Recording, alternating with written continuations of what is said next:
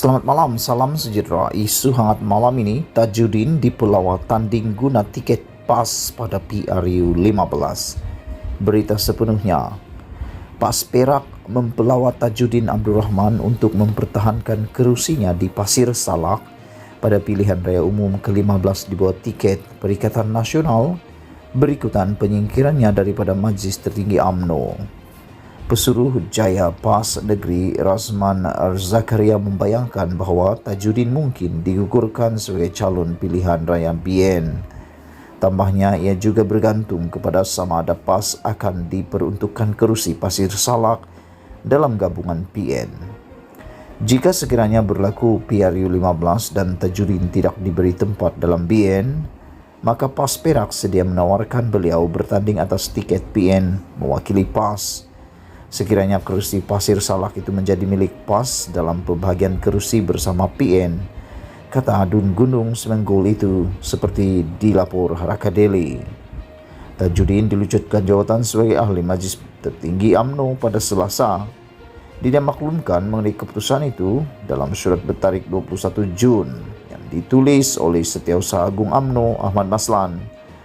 Presiden UMNO Ahmad Zaid Hamidi tidak mendedahkan sebab penyingkiran Tajudin dengan mendakwa bahawa Tajudin tahu apa yang dia lakukan. Ini adalah kali kedua Tajudin disingkirkan daripada Majlis Tertinggi. Pada 1995, Tajudin adalah ahli Majlis Tertinggi tetapi keahlian partinya telah ditarik balik berikutan dakwaan dia telah membayar 6 juta ringgit untuk mendapatkan jawatan sebagai Ketua Bahagian UMNO. Keahliannya telah dikembalikan 3 tahun kemudian. Sekian isu hangat pagi ini. Jangan lupa tinggalkan komen anda. Bongkar jangan tak bongkar, bongkar sampai terlonde. Bongkar jangan malu-malu, biar semua orang tahu. Malam ini, cadangan untuk Perdana Menteri, apa kata? Gaji menteri-menteri dipotong 50% ketika rakyat susah sekarang ini. Sebelum kita teruskan ulasan malam ini, jangan lupa tinggalkan komen anda tentang tajuk utama pada malam ini. Cadangan kepada Perdana Menteri, apa kata? Potong gaji menteri 50% ketika rakyat dalam keadaan susah. Di mana-mana ketika ini, kedengaran rakyat sedang merungut dan marah berikutan beban kenaikan kos sara hidup rakyat yang diakibatkan oleh meningkatnya harga barang-barang keperluan harian, antaranya telur, minyak masak, dan beberapa lagi barangan keperluan yang wajib diperoleh oleh setiap isi rumah. Ditambah lagi dengan berita pemansuhan subsidi minyak sawit berbotol dan tiada lagi kawalan harga siling bagi ayam dan telur bermula pada 1 Julai ini adalah dijangka harganya akan turut meningkat naik lagi. Tidak itu saja, harga makanan lain yang menggunakan minyak masak, ayam dan telur juga pasti akan meningkat sama. Inilah yang dipanggil dalam bidang ekonomi sebagai ekonomi rantaian harga yang berantai.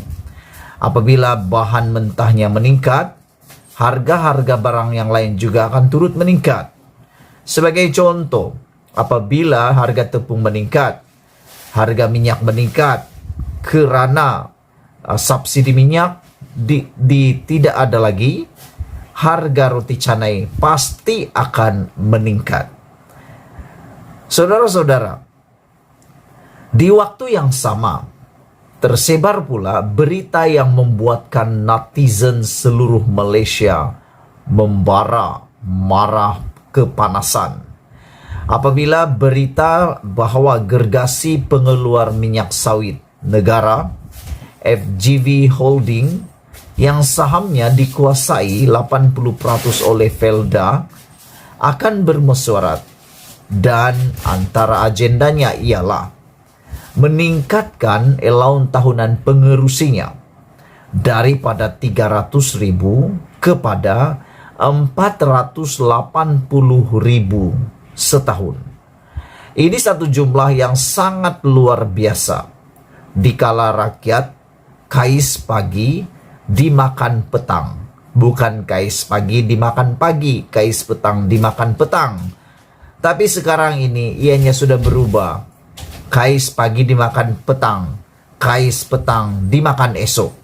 Begitu susahnya rakyat pada ketika ini, lebih-lebih lagi mereka yang berpendapatan rendah maupun yang bergantung penuh banyak kepada bahan mentah ini.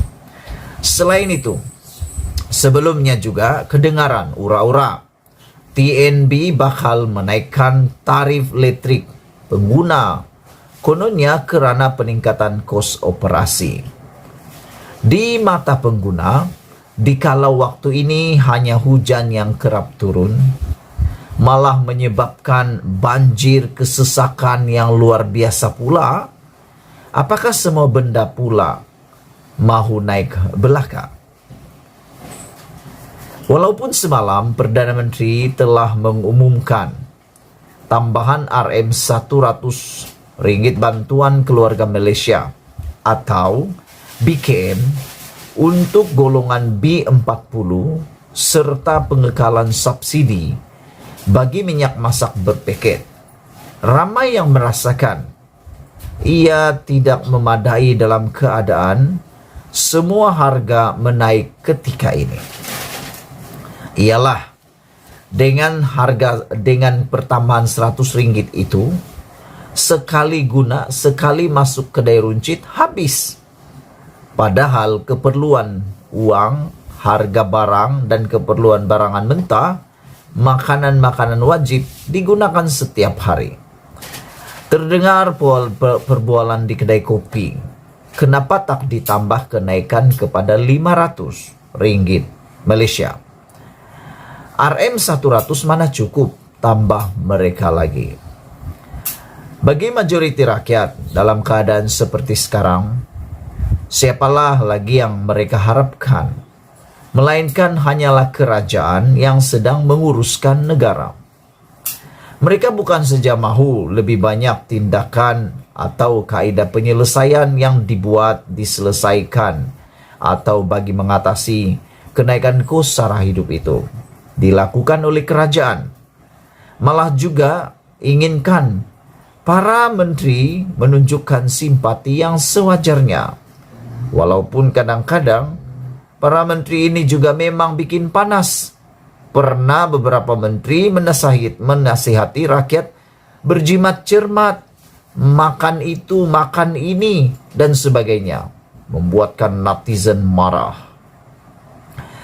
Mereka bukan sahaja mahu lebih banyak tindakan atau kaedah penyelesaian bagi mengatasi masalah kos sara hidup ini, malah rakyat juga inginkan menteri menunjukkan simpati. Dalam keadaan ini, sementara kita sedar Perdana Menteri dan pasukan kabinetnya tentu saja sedang berusaha melalui pelbagai cara untuk mengurangkan beban hidup rakyat. Tetapi kadangkala cara yang diambil itu tentunya akan memakan masa. Di waktu yang sama, rakyat yang kena pergi ke kedai setiap hari untuk berbelanja pasti saja semakin koyak poket mereka. Sebagai tanda sokongan atau simpati adalah dicadangkan agar Ismail Sabri Yaakob selaku Perdana Menteri mengambil inisiatif mengarahkan semua menterinya melakukan potongan gaji sebanyak 50% serta merta. Bukan saja Perdana Menteri, menteri dan timbalan menteri harus berkorban melakukan potongan gaji. Lebih baik lagi jika duta-duta yang bertaraf menteri dan lain-lain lantikan politik juga dipotong gaji sama seperti mereka. Walaupun mungkin ada yang menganggap potongan 50% gaji itu terlalu tinggi, tetapi harus disedari, semua mereka itu mempunyai pelbagai allowance lain yang jumlahnya lebih daripada cukup. Bukan saja untuk memewahkan kehidupan, malah cukup untuk menyara lebih daripada satu keluarga. Lagi pula, Bukan semua menteri rajin bekerja dan ada memberi idea yang berguna untuk rakyat dan negara. Sesetengahnya, mereka macam makan gaji buta saja nampaknya. Jadi potongan gaji 50% itu cukup munasabah dan janganlah asik dengan potongan 10% sahaja. Potongan 10% itu sudah ketinggalan zaman dan telah diamalkan sejak zaman Tok Kaduk dulu lagi. Takkanlah zaman TikTok ini masih nak potong 10% saja lagi. Jika potongan 50% ini dapat dilakukan, katalah tempohnya sehingga parlimen dibubarkan. Ini sedikit akan dapat menyejukkan hati rakyat, sementara langkah-langkah penyelesaian mesti juga diusahakan dengan seberapa segera. Semalam, PH telah memberi tempoh 24 jam kepada kerajaan untuk mengumumkan langkah-langkah penyelesaian berkaitan subsidi dan untuk mengatasi kos sara hidup ini. Manakala seorang pemimpin DAP pula menyarankan agar inilah masanya untuk mengumpulkan sejuta rakyat turun ke jalan raya bagi menunjukkan bantahan. Mahu tidak mahu, Ismail Sabri harus pantas dan memberi respon segera atas semua perkembangan yang berlaku ini. Jika tidak, walaupun hari-hari hujan turun, tetapi kemarahan rakyat akan terus meningkat tanpa had. Diubah suai daripada sahbudin.com 23 Jun 2022. Bongkar jangan tak bongkar, bongkar sampai semua orang tahu. Jangan lupa tinggalkan komen Anda, tekan butang subscribe. Malaysia kita punya, kita jaga sama-sama, cintai Malaysiaku. Mohon mencadang potong gaji 50% menteri-menteri. Jumpa lagi. Bye-bye.